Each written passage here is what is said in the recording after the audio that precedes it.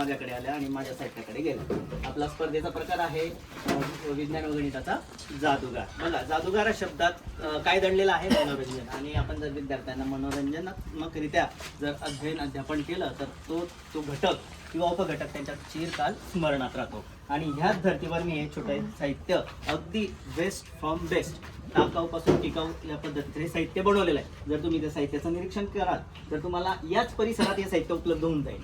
Moral असा आहे, जर तुम्ही दुर्गम भागात काम करत असाल, विचित्र नाही आहे तुम्ही कुठे काम करताय, तर तुम्हाला अवेलेबिलिटी या साहित्याची तिथे मिळेल. आणि अगदी या कुठल्याही प्रकारचा खर्च न करता आणि कमी खर्चात होणारा प्रोजेक्ट आहे.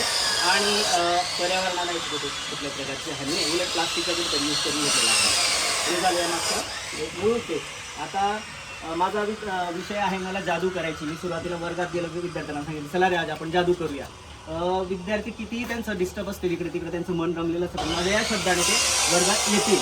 तर काहीतरी जादू करतात आणि काहीतरी दिसेल त्यांच्यासमोर साहित्य, निश्चितच त्यांची क्युरियोसिटी, त्यांची जी उत्सुकता आहे ती वाढेल. आणि त्या बेसवर ते माझ्या घटकाकडे पूर्णतः एकाग्रतेने वळतील. आता मी काय करणार, या वातावरणाचा त्यांच्या